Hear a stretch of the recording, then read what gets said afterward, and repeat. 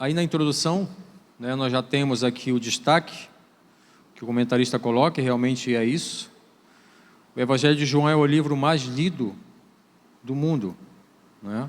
A Bíblia é o livro mais lido do mundo, mas dentro da Bíblia, o livro de João, o Evangelho de João é um dos mais lidos. Por quê? A linguagem dele, a identificação dele, a revelação dele. Inclusive, é um dos evangelhos, né, quando eu recomendo a pessoa que se converte, vai começar a ler a Bíblia, começa pelo Evangelho de João. Pega o Evangelho de João, a partir daí o Novo Testamento, depois vem os outros evangelhos, né? Porque o Evangelho de João é o evangelho escrito, a gente pode dizer assim, para a igreja, né? A gente vai já ver a diferença de cada evangelho, mais ou menos, para o que foi escrito, o objetivo principal. Claro que toda a Bíblia é escrita para a igreja, mas o Evangelho de João, ele tem a direção para uma igreja que está começando, uma igreja já madura. Depois dos outros evangelhos terem sido escritos, João vem com o Evangelho com uma abordagem além dos outros evangelhos. A gente vai ver isso. Ele foi escrito aí, é o último evangelho escrito, tá? Foi mais ou menos no primeiro século, já no final do primeiro século da nossa era, né? Ou seja, depois de Cristo, que a gente chama. Então, aproximadamente entre o ano 80 e 95 depois de Cristo, João escreveu esse evangelho. Todos os outros foram escritos antes. Então, João já vem depois com esse evangelho. Tá? Foi escrito em Éfeso, aproximadamente nos anos 90 aí. Qual o objetivo desse evangelho? O próprio João, ele traz, né, o objetivo dele. Ele diz que Cristo fez muito mais do que aquilo que está escrito nos evangelhos. Muito mais curas, muito mais milagres, falou muito mais coisas. Mas ele disse que esse evangelho que ele estava escrevendo, tudo aquilo que está escrito é para... Tem a nossa lição, tem aí, João 20, 31. No capítulo 20, já quase no finalzinho do livro, ele diz: qual é o objetivo do livro? Todo aquilo que foi escrito, que eu escrevi, foi com objetivo, para que creiais que Jesus é o Cristo, o Filho de Deus, e para que, crendo, tenhas vida em seu nome. Esse é o objetivo do livro, tá? Que João escreve. É interessante que 90%, olha aí como aqui não, né? A gente já está acostumado a estudar bastante os evangelhos, né? Mas as pessoas, mas por que tem 4 evangelhos? Todos repetem a história, contando a história de Cristo. Não é bem assim. Claro que o objetivo é o mesmo, mas nós temos diferenças entre esses evangelhos, nós temos testemunhas diferentes.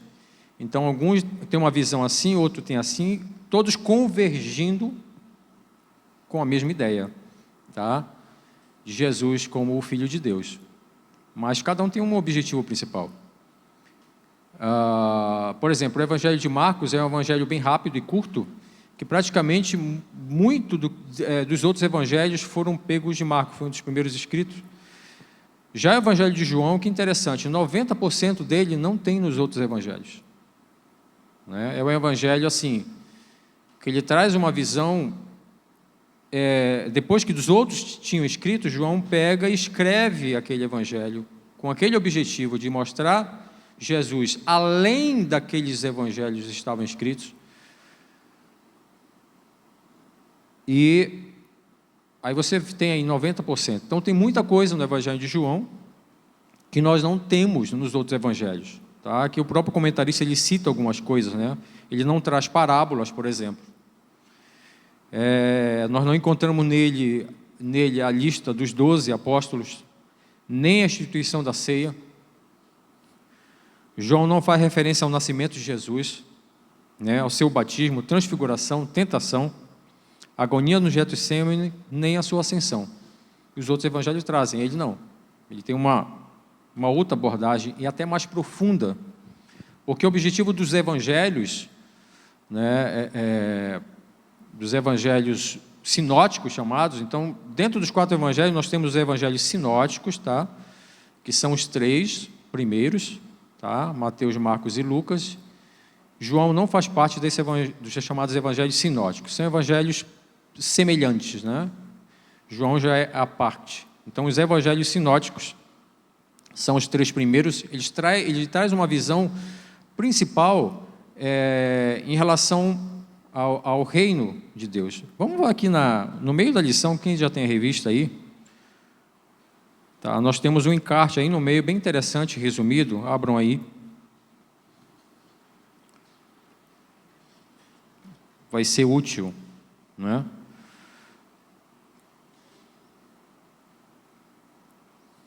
Muito interessante. Por exemplo, aqui logo no início, tá? Nós temos os evangelhos sinóticos. Eu vou citar algumas coisas aqui. Dentro do encarte é a primeira parte. Contraste entre os evangelhos sinóticos e o evangelho de João.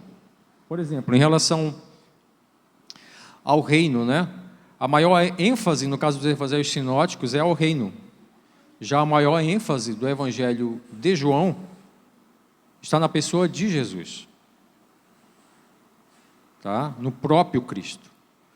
Não que os outros não falem, mas é o objetivo. Ou seja, ele revela mais a fundo o mistério da pessoa de Cristo. Os outros abordam bastante ao seu convívio com as outras pessoas. O evangelho de João não, ele tem aquela ênfase em relação à pessoa de Cristo. Tá?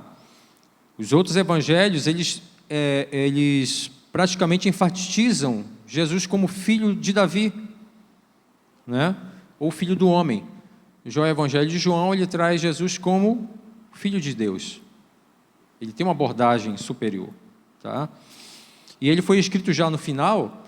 Então, o objetivo dele foi principalmente em relação ao evangelho para uma igreja mais amadurecida. Ela não estava já mais no início ali, lá no iniciozinho, né?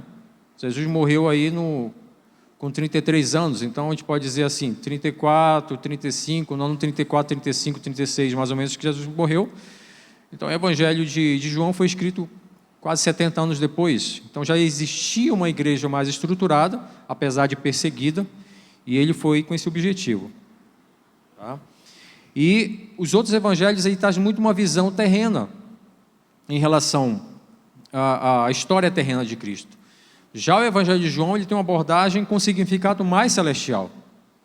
É por isso que é um evangelho tão amado. Tá? Lá no final do encarte, no outro lado, no finalzinho, aí nós temos um quadro também bem interessante. Aqui, por exemplo, o Marcos foi escrito primeiro, né, no ano 50, mais ou menos. Então, estava bem recente, né? Não chegava nem a 20 anos da morte de Cristo. Então, estava muito recente. Inclusive, os outros, tanto Mateus como Lucas, eles trazem muito do livro, eles pegam os escritos de Marcos para se basearem também, contar a história. Tá? Então, nós temos aí Marcos em 50, Lucas e Mateus no ano 60, mais ou menos, e já João já aí próximo, em torno do ano 90 depois de Cristo. Tá? E aqui, prováveis destinatários. A gente sempre, quando a gente estuda, a gente tem estudado, né, os evangelhos, a gente sempre tem destacado isso, eu acredito que vocês já aprenderam, né? O objetivo, claro que toda a Bíblia foi escrita para nós, né, para o ser humano, para que a gente conheça a Deus, mas cada um tem um objetivo. Por exemplo, prováveis destinatários. Mateus, ele é escrito principalmente para os judeus, a igreja, para a igreja aqueles que eram judeus. Então ele traz uma ênfase maior às leis judaicas, aos profetas, ele cita muito isso. O objetivo dele principal é esse. E ele mostra, claro, como os judeus queriam, o rei, né? Ele mostra Jesus como o Messias e o rei, que o povo de Israel tanto esperava. Então o objetivo de Mateus foi mais esse. Marcos já traz um evangelho mais para os romanos, né? Lembrem que era o Império Romano na época. Então a linguagem dele é para os romanos. Os romanos eram muito ativos, né? Era um império de ferro, então era tudo muito rápido. Então você vê o evangelho de Marcos escrito sempre bem rápido. Tá? E ele mostra Jesus como servo. Né? Como servo de Deus. Já Lucas, ele já é um evangelho mais detalhado, né, no sentido de linguagem, ele foi escrito para os gregos, como se fosse para as pessoas dentro da igreja que não eram judeus. Então ele traz uma descrição muitas vezes da lei, explicando o que era. Já Mateus não, como foi escrito para os judeus, sabiam. Então muitas vezes, quando você vê o Evangelho de Lucas, ele traz algumas descrições. E ele tenta trazer, como os gregos eram muito, davam muita ênfase ao corpo, né? Ele traz Jesus como filho do homem, ou seja, o homem perfeito, né? Como os gregos gostavam sempre de enfatizar isso. Já o Evangelho de João, ele traz uma abordagem superior. Ele traz Jesus como o Filho de Deus, ou o próprio Deus. Ou seja, Jesus era o Filho de Deus e ele também é Deus. Pessoas diferentes, mas sendo o Deus trino. Ok? E já o Evangelho de João, ele traz uma abordagem para os cristãos, ou seja, tanto judeus como gregos. A linguagem dele é geral. Só que a ênfase dele em relação, principalmente, destacando aí Jesus como o Filho de Deus. Vamos ler inicialmente, já começando aí a lição. Jesus, o Verbo divino. João capítulo 1, tá? Vamos ler esses versículos aí. São versículos bem conhecidos, mas para a gente dar uma abordagem, vamos ler aqui na Bíblia. João capítulo 1, a partir do versículo 1. No princípio, observa aí, no princípio, ou seja, o que é que ele está dizendo no princípio? No princípio, antes de tudo. É interessante que João ele vai além do Gênesis. Não é? O Gênesis, no princípio, criou Deus os céus e a terra. Só que João ele enfatiza que no princípio era Deus, ou seja, antes da criação de todas as coisas. Ele pega uma abordagem antes, mostrando Jesus. Aquele que é a palavra, ou seja, aquele que é o verbo, a palavra, já existia. Antes de todas as coisas, antes do Gênesis, Jesus já existia, que era a palavra. A palavra estava com Deus, e a palavra era Deus. Aí nós temos a abordagem para a igreja. Nem todos do mundo, todo ser humano acredita que Jesus é Deus.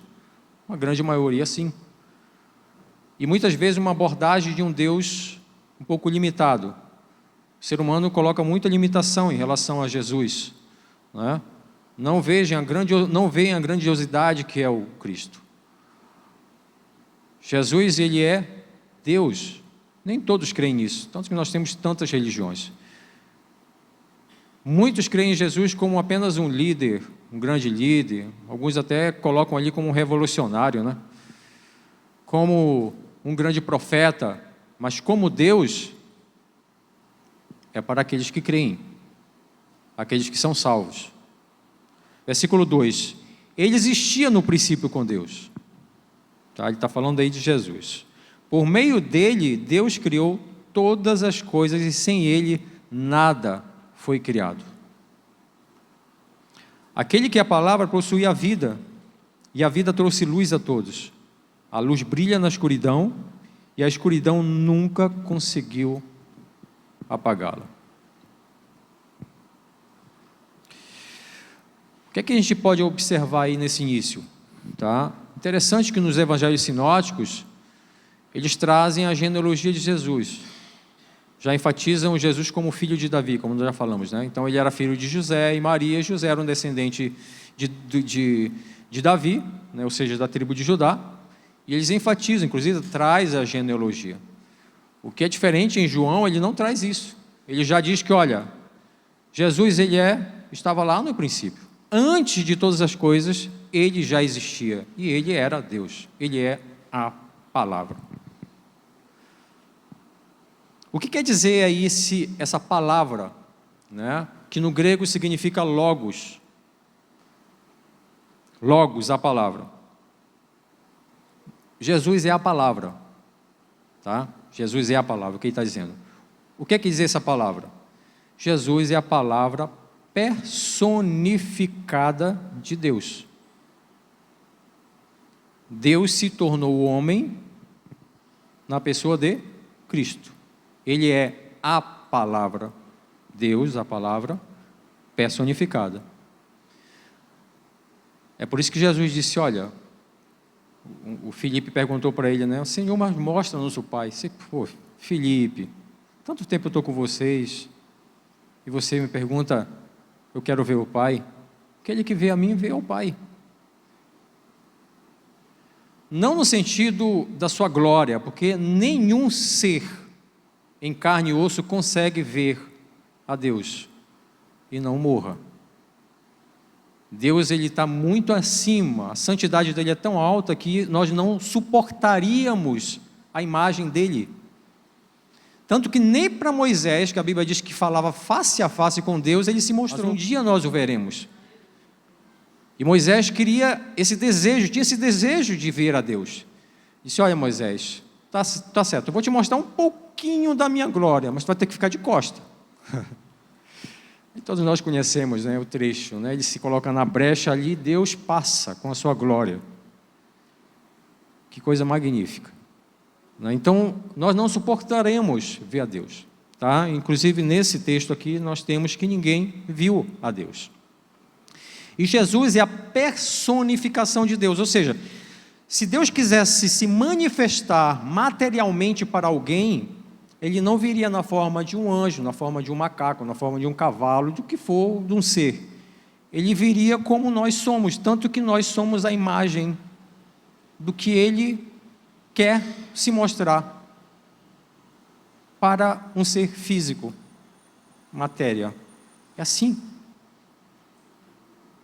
A imagem de Deus. Irmãos, isso é glória. Deus se manifesta. Nós somos a imagem dele. Se Deus quisesse se manifestar em carne e osso, ele seria um ser humano. Isso é lindo. E tem gente que se desvaloriza. Tem gente que vive aí numa depressão constante, sem se valorizar. Nós somos, o ser humano é a imagem de Deus. Olha só, sobre esse logos aí. Abra lá em Hebreus, capítulo 1.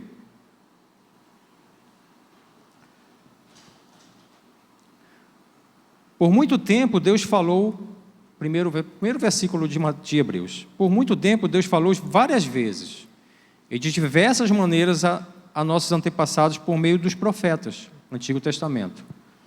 E agora, hoje, ou seja, a partir de Cristo, nesses últimos dias são nascimento de Cristo para cá, tá? Esses são os últimos dias que a Bíblia diz.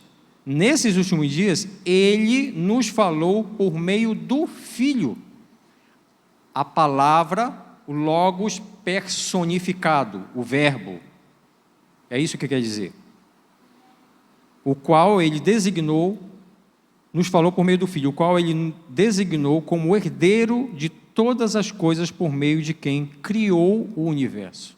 Olha só quem é Cristo, quem é o seu Salvador. Bem, então, o Verbo é eterno, tá? O nosso primeiro ponto aqui.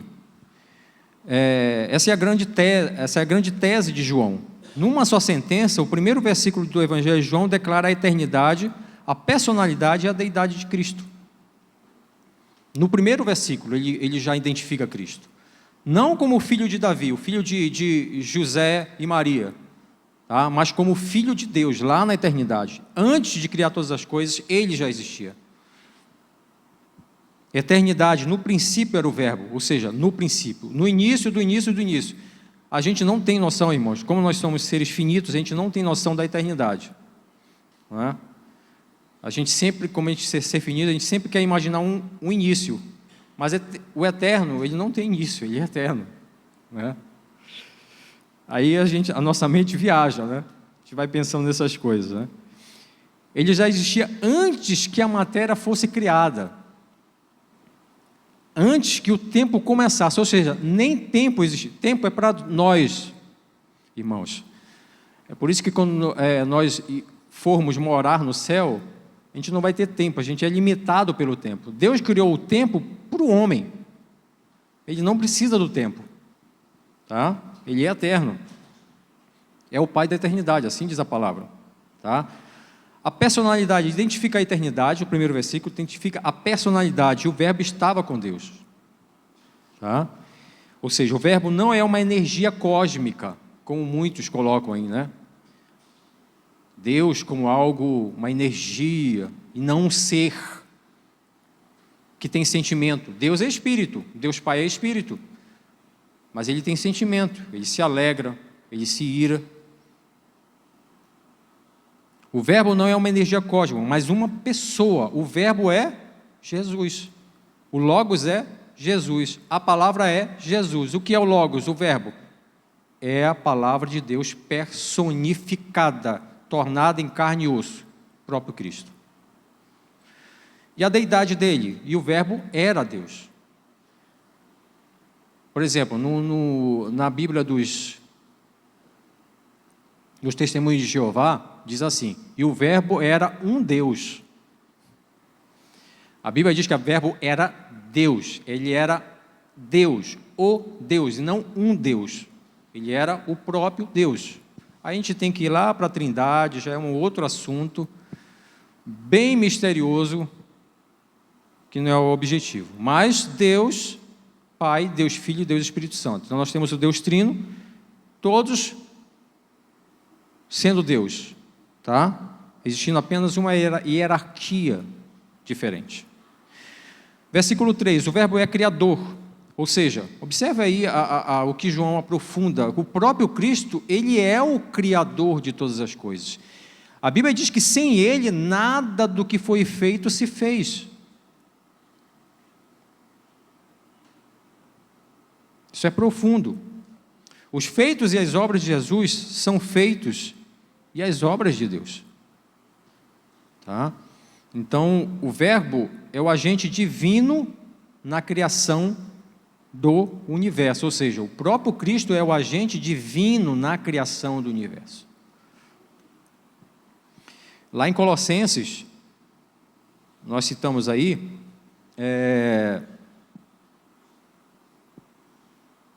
voltando lá em Hebreus, os 2 versículos, no versículo 3 diz assim, o Filho irradia a glória de Deus.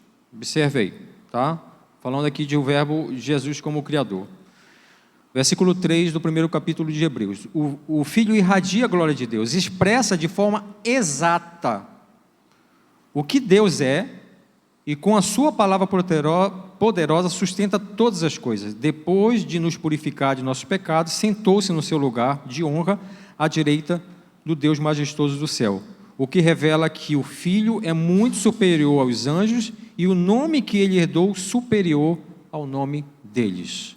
Ou seja, Jesus está acima de todas as coisas. Vamos ver lá em Colossenses também, é bem interessante esses versículos aqui, Colossenses capítulo 1, para você ver aí a posição de Cristo. Primeiro, a partir do versículo 13. Ele nos resgatou do poder das trevas e nos trouxe para o reino do seu Filho amado, que comprou nossa liberdade e perdoou nossos pecados. O Filho, observe aí, versículo 15, o Filho é a imagem do Deus invisível e o supremo sobre toda a criação. Pois por meio dele todas as coisas foram criadas, tanto nos céus como na terra, como todas as coisas que podemos ver e o que não podemos, como os tronos, reinos, governantes, autoridades do mundo invisível, tudo foi criado por meio dele e para ele. Que coisa maravilhosa, né? Esse é o nosso Deus. Esse é aquele que você adora. Esse é aquele que daqui a pouquinho a gente vai trazer à memória o maior sacrifício e o maior amor de todos. A Bíblia diz que não existe um maior amor do que aquele que dá a sua vida pelo seu próximo. E Jesus fez isso, não apenas por um, mas por toda a humanidade. E daqui a pouco a gente vai estar relembrando esse ato dele. O verbo é a vida e luz. Observe, versículo 4, está na nossa revista aí. A vida estava nele, e a vida era a luz dos homens. A luz resplandece nas trevas, e as trevas não prevaleceram contra ela. Tanto que Jesus se identifica como a luz do mundo. Interessante que eu esqueci de falar, o Evangelho de João ele traz muito o 7, assim como o Apocalipse, né? 7 selos, 7 trombetas, e aí vai. O Evangelho de João ele traz 7 sinais, ou seja, 7 milagres de Jesus, grandiosos. Ele traz 7 sermões de Jesus. Ele também traz 7 eu sou. Nós, quem frequentou um tempo atrás os nossos cultos de quarta-feira, nós tivemos aqui quase 7 dias, né? Quase 7 quartas-feiras falando sobre o eu sou de Cristo. O Evangelho de João é aquele que traz essa linguagem, o eu sou. Eu sou a luz do mundo, eu sou o bom pastor, eu sou o pão da vida, eu sou a videira, aí vai, né? Então ele se identifica assim. Então, aqui em João ele diz que essa luz, ele resplandece, ou seja, Jesus veio para um mundo que estava em trevas, ou seja, o mundo não tinha mais salvação, e ele veio como essa luz para este mundo que estava em trevas. Só que nem todos aceitaram a luz. Todos os seres que existem no universo foram criados e por isso não têm vida em si mesmos. Olha que importância. Tem gente que é tão arrogante, né? Coitados, né? Deus tem até misericórdia, né? Não crê em Deus. Deus não existe, né? Mas ninguém existiria sem a centelha divina. Tudo foi criado por Ele. Sem Ele, nada do que foi feito se fez. Ou seja, não existiria nada. Nós somos vivos por Ele. Cada ser humano é vivo por Ele, porque Ele sustenta. Ele é a centelha divina, tá? Só Deus tem a vida em si mesmo. Só Deus é autoexistente. O verbo não recebeu vida, Ele é a vida. Jesus é a vida. Dele decorrem todas as coisas, tá? Então isso é muito importante. Então, quando Jesus vem, inclusive, se não me engano é Mateus que descreve, né? Lá em relação já ao Antigo Testamento, ele veio para um mundo que estava em trevas, né? E essa luz, ela alcançou a toda a humanidade. Aí, a cada um, né, tem a oportunidade de conhecer a luz, de conhecer a vida, que é Cristo. Mas alguns preferem ficar na escuridão. Da mesma forma, sem a luz, que é Jesus, o mundo das pessoas está envolto em trevas. Ele é a fonte de toda a luz. Ou seja, irmãos, não há outra luz a qual possamos conhecer a verdade e sermos salvos. Não existe outra luz. O homem criou tantas religiões, tantas opções, tantos caminhos, né, entre aspas aí. Alguns dizem assim, não há muitos caminhos para Deus. Não, a Bíblia diz que só existe um caminho, o próprio Cristo. O eu sou dele, eu sou o caminho, a verdade e a vida. Ninguém vem ao Pai a não ser por mim. Ninguém. Muitos querem seguir outras luzes, né? Talvez luz de lamparina, luz de vela, mas Jesus é a luz do mundo. Não há outra luz que possamos conhecer a verdade. Aqueles que conhecem a Cristo, por isso que a Bíblia diz, e conhecereis a verdade é a palavra, e todos serão libertos no momento que conhecem essa verdade. As escamas dos olhos caem, né? Isso é importante. Atitudes quanto ao verbo. Observe aí, versículo 16. Não, 6, a partir do 6, né? A gente leu até o 5, agora vamos para o versículo 6. Deus enviou um homem chamado João, tá? João Batista, não era o João escritor aqui, para falar a respeito dessa luz que veio ao mundo, a fim de que, por meio do seu testemunho, todos crescem. João Batista. Ele não era luz, mas veio para falar da luz. Aquele que é a verdadeira luz, que ilumina a todos, estava chegando ao mundo. Veio ao mundo que ele criou, mas o mundo não o reconheceu. Veio ao seu próprio povo e eles o rejeitaram. Mas a todos que creram, esse é um dos versículos que eu mais amo na Bíblia, mas a todos que creram nele e o aceitaram, ele deu o direito de se tornarem filhos de Deus. O que a gente diz através desse versículo aí? Que nem todos os homens são filhos de Deus. Tá? Claro, todos são filhos de Deus no sentido de criação, né? Já que Deus criou o homem. Mas no sentido de filhos espirituais, no sentido de salvação, no sentido de eleição, no sentido de filhos adotivos. Nós somos filhos adotivos apenas quando você aceita a Cristo.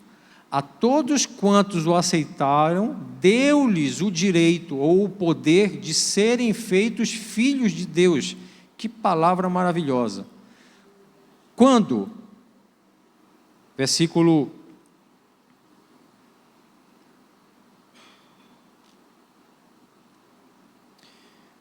13. Estes não nasceram segundo a ordem natural, nem como resultado da paixão e da vontade humana, mas nasceram de Deus. O que quer dizer isso? Não é apenas porque o homem nasce e ele é filho de Deus. Não, ele precisa nascer de novo. Lembram lá quando Jesus encontrou Nicodemos e Nicodemos não entendeu? É desse versículo aqui que João está falando, que ele estava dizendo: Nicodemos, mas eu vou ter que voltar para o ventre. Não, Nicodemos. É filho espiritual, é nascer de novo. Esse a todos quanto creram, no momento que você crê em Cristo, você nasce novamente, você se torna um filho de Deus, ou seja, você não é mais inimigo de Deus. Quando nós nascemos, nós já nascemos debaixo do pecado. Então nós já nascemos debaixo de uma maldição, ou seja, qual é a maldição? Morte. O salário do pecado é a morte. Então todos nós, quando nascemos, nós somos fadados à morte. Morte eterna. Tá? Claro que todos, devido ao pecado, acabam morrendo fisicamente. Mas falando da morte eterna é o quê? A separação eterna de Deus. Então aqueles que aceitaram a Cristo não vão morrer eternamente. É por isso que Jesus disse: eu sou a ressurreição e a vida. Aquele que crê em mim, ainda que morra, viverá.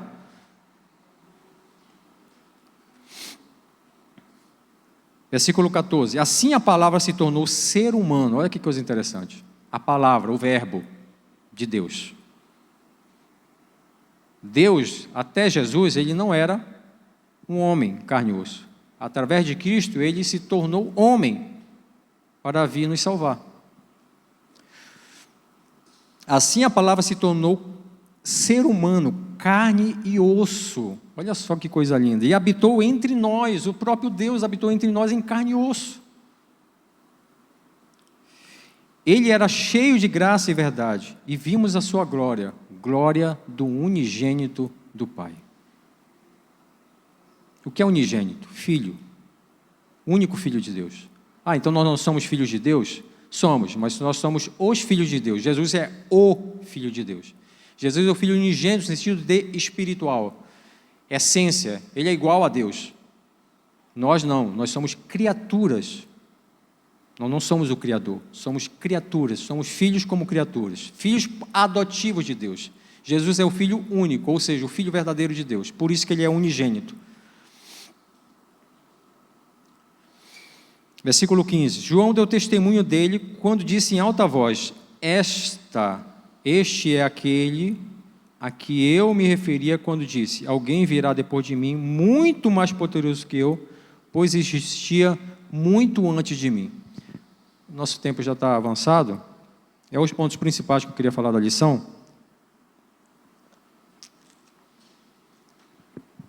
A nossa lição, em seguida, ele fala de João. Tá? A gente vai falar rapidinho. Todos nós conhecemos quem foi João Batista. João Batista era primo de João. Ele era mais velho 6 meses. Aí ele diz aqui que ele é muito mais poderoso do que eu, pois ele existia antes de mim. Olha só a visão de João Batista, né? Deus já tinha revelado para ele que aquele primo dele, ele era o próprio Deus, ele não tinha nem a dignidade, ou seja, ele era tão ínfimo diante dele que ele não podia nem desamarrar as sandálias dele, de tão superior que ele era. E a Bíblia diz que João era um maior profeta. E ele veio como arauto. O que é um arauto? Emissário. É aquele que vai gritando lá na frente, dizendo: olha, vem o rei, vem o rei, vem o rei. Ele é o embaixador. Arauto do rei é o embaixador do rei. Ele veio abrir. A pregação de João Batista era: arrependei-vos, porque é chegado o Filho de Deus. É chegado o reino de Deus. Era a pregação de João. Quando João morreu e Jesus iniciou o seu ministério, o que é que ele falou? A primeira coisa que ele disse: arrependei-vos, porque o reino de Deus já chegou. Ele assume a postura de filho e de rei. Então João Batista era esse homem magnífico.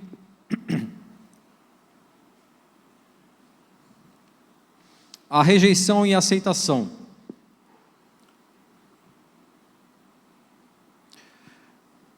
Aí aqui fala sobre, em relação aos judeus, né? Ele veio para os seus e os seus não aceitaram, tá? Então, assim, a Bíblia diz que ele veio para os judeus, então quer dizer que ele não veio para o mundo, veio para o mundo, mas ele veio primeiro para o seu próprio povo, e o seu povo o rejeitou. E a partir daí, esse evangelho, ou seja, ele criou a igreja através dos seus 12 apóstolos, que eram judeus, e a partir desses 12 homens, essa igreja foi aumentando dentro dos judeus, Samaria e até os confins da terra. Ou seja, Jesus veio para todos, mas principalmente o seu próprio povo o rejeitou. É o que ele está falando aqui, né? O verbo estava no mundo e o mundo foi feito por intermédio dele, mas o mundo não o conheceu, ou seja, até hoje. As pessoas não querem saber de Jesus. Respeitam, acham que é um grande mestre, mas não querem Jesus como seu Senhor. Eles querem Jesus como um amuleto, uma cruzinha para andar aqui, para proteger, faz o sinal da cruz, me ajuda, mas servi-lo, diferente. Não são filhos. Não são filhos. Tá? A encarnação do verbo nós já explicamos. Tá? Ele é o Filho unigênito, ou seja, a glória do unigênito do Pai. Esse unigênito aí refere-se da relacionamento exclusivo que Jesus tinha com Deus, diferente de nós. Hoje nós podemos ter um relacionamento com Deus através do Espírito Santo, tá? Mas Jesus, como Filho unigênito, ele tem um relacionamento exclusivo com o Pai, ou seja, é o fato de ele ser um Filho de Deus desde toda a eternidade, e não apenas quando nós o aceitamos. Então, ele é o Filho unigênito porque ele é desde o início, ele está com Deus desde a eternidade. Daí, ele se chama Filho unigênito. Depois de afirmar a perfeita divindade do verbo, João agora assevera sua perfeita humanidade. Isso é um mistério, irmãos. Isso é um mistério. A gente fica imaginando algumas coisas na Bíblia, né? A gente imagina se a gente viaja. Como pode o Deus, Criador de todas as coisas, muito superior ao universo, muito superior a tudo que você vê, ele se tornar uma sementinha dentro do ventre de uma mulher, sem necessidade do gameta masculino? Ele forma, se torna carne, se torna semelhante a nós. Que mistério maravilhoso. João, através disso, ele está dizendo que Jesus é Deus, mas ele se tornou homem. E o que é interessante é que ele se tornou homem e era Deus ao mesmo tempo. Ele não deixou de ser Deus para ser o Cristo. Ele continuava Deus, só que ele era 100% homem e continua hoje. Homem, carne e osso, só que num corpo glorioso. É o corpo que nós teremos. É por isso que a Bíblia diz que um dia vocês serão semelhantes a mim. Ou seja, nós teremos o corpo glorioso. Filho unigênito também, por quê? Porque ele é aquele que, o primogênito, né? Não unigênito, o primogênito. Por quê? É o único que, por enquanto, está em carne e osso diante de Deus, ou seja, num corpo glorioso. Ele é o filho, ele é o primogênito de toda a criação. Nós depois iremos quando nós formos transformados ou ressuscitados, aí sim nós teremos o corpo de Cristo. Mas por enquanto ele é o primogênito de toda a criação. Ele está ao lado de Deus em carne e osso, e sendo Deus. Mistério? Mistério. Nossa mente não consegue captar toda essa grandiosidade, não é? Cheio de graça e de verdade. Essa graça e verdade, a gente já vai para o nosso último ponto aí, né? Que seria o verbo traz graça e o fim da lei, tá? Para a gente terminar aqui.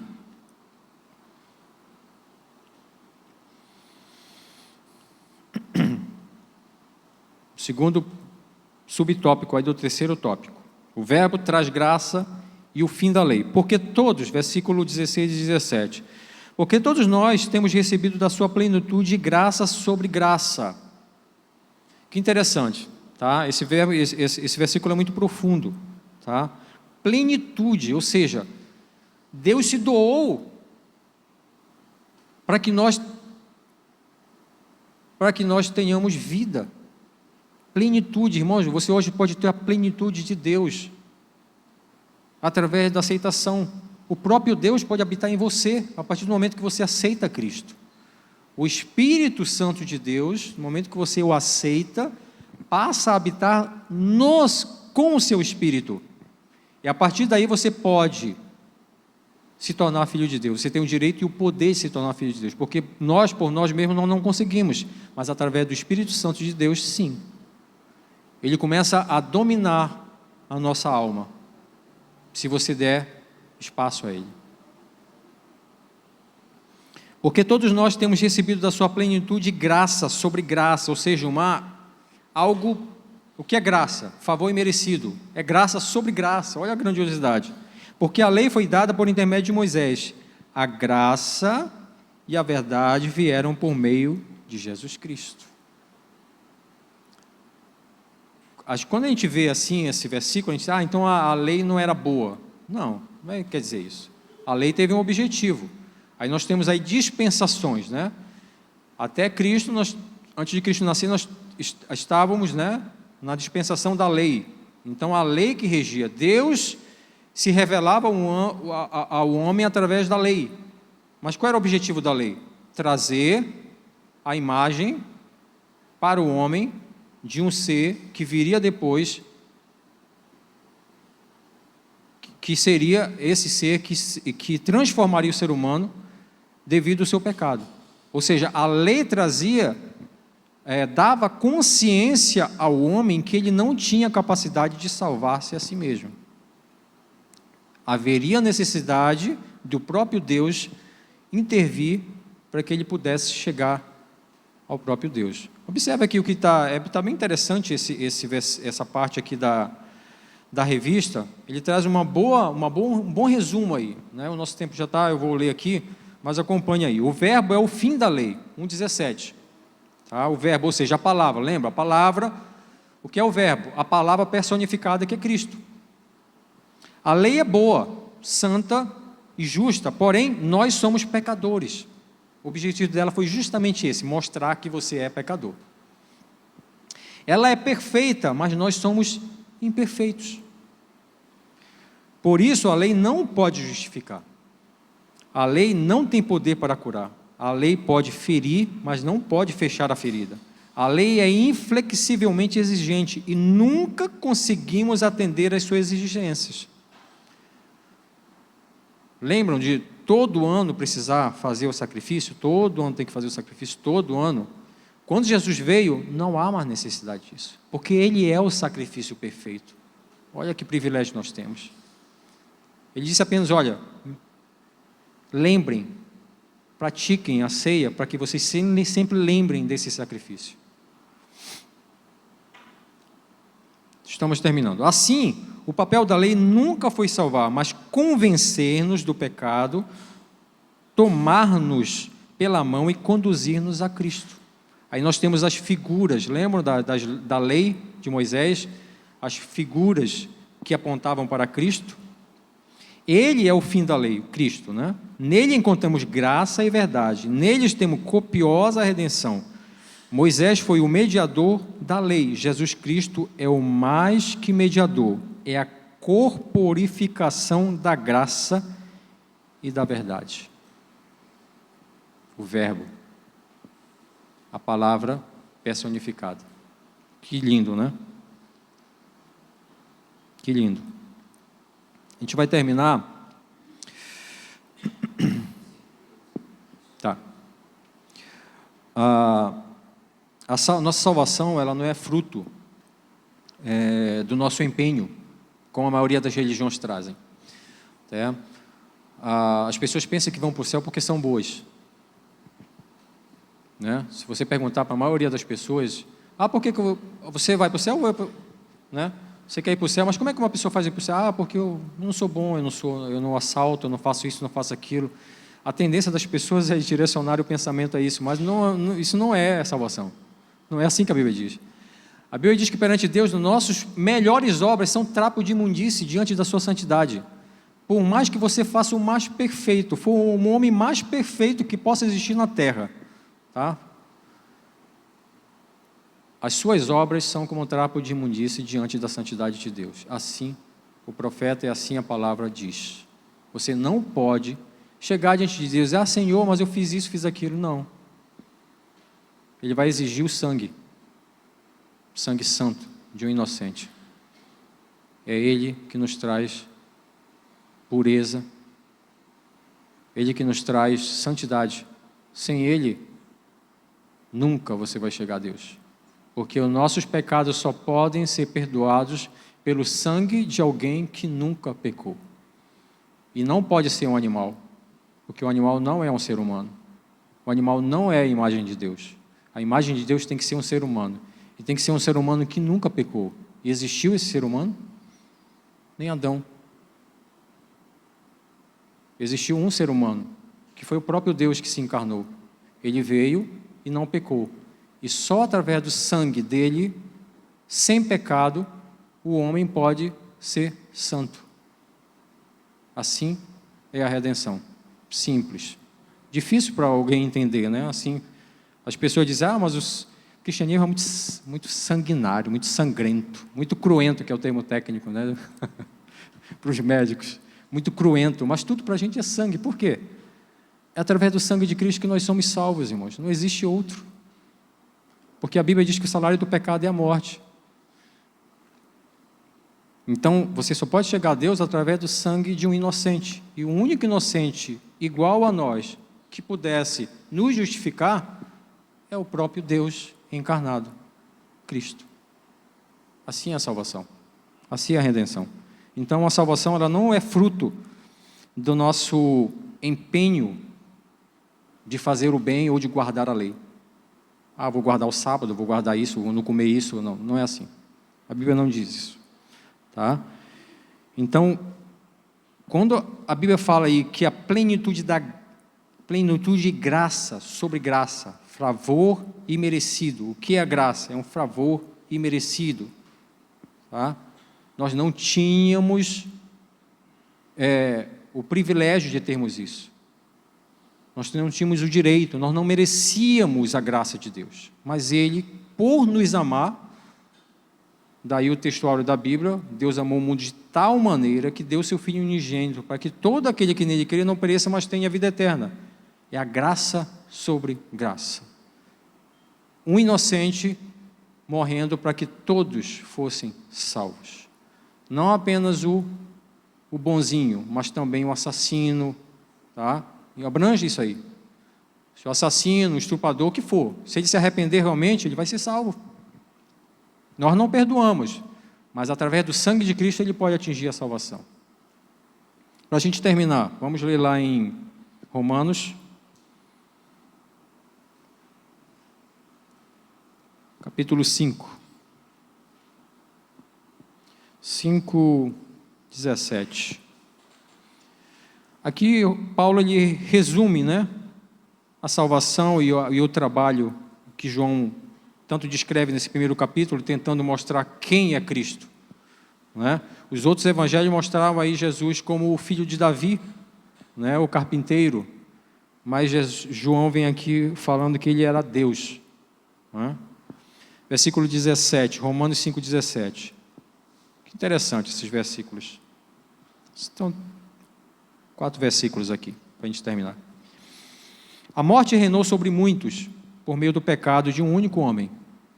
Tá? Ou seja, a morte entrou no mundo através de Adão, do pecado de Adão e Eva. Ainda maior, porém, é a graça. Observem que a graça é maior do que a morte e o pecado.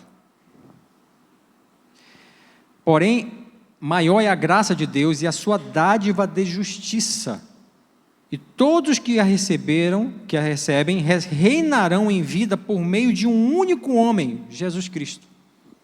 Esses versículos são grandiosos. Versículo 18. É verdade que um só pecado de Adão trouxe condenação a todos. Mas um só ato de justiça de Cristo removeu a culpa e trouxe vida a todos. Olha que coisa linda. Olha que trabalho que Deus teve, que amor que Ele teve por nós, né? A ponto de trazer essa graça, para que todos, através de um único homem, Cristo, toda a humanidade fosse salva. Versículo 19. Por causa da desobediência a Deus de uma só pessoa, muitos se tornaram pecadores. Ou seja, o pecado é hereditário. A partir de toda criança que nasce, ele nasce no pecado. Tá? Mas, por causa da obediência de uma só pessoa a Deus, muitos serão declarados justos. Versículo 20. A lei foi concedida para que todos percebessem a gravidade do pecado, a função da lei, que a gente acabou de falar. Mas à medida que o pecado aumentou, a graça se tornou ainda maior. É por isso que a Bíblia diz, onde se abundou o pecado, superabundou a graça de Deus. Último versículo que a gente vai ler. Portanto, assim como o pecado reinou sobre todos e os levou à morte, agora reina a graça, que nos declara justos diante de Deus e resulta na vida eterna por meio de Jesus Cristo, nosso Senhor. Irmãos, que coisa maravilhosa é isso. Que coisa maravilhosa é servir a Cristo. Que coisa maravilhosa é quando o homem consegue entender essa grandiosidade do que Deus fez para que nós não morrêssemos. A gente não pode se desviar, a gente não pode pegar outro caminho. Não existe salvação, não existe luz fora de Cristo. Ele é a nossa vida, Ele é a nossa graça, Ele é a nossa luz, Ele é o nosso Salvador. Então, o primeiro capítulo de João, ele traz justamente isso, revelando Jesus como Deus. Amém? Alguma pergunta? Alguma colocação?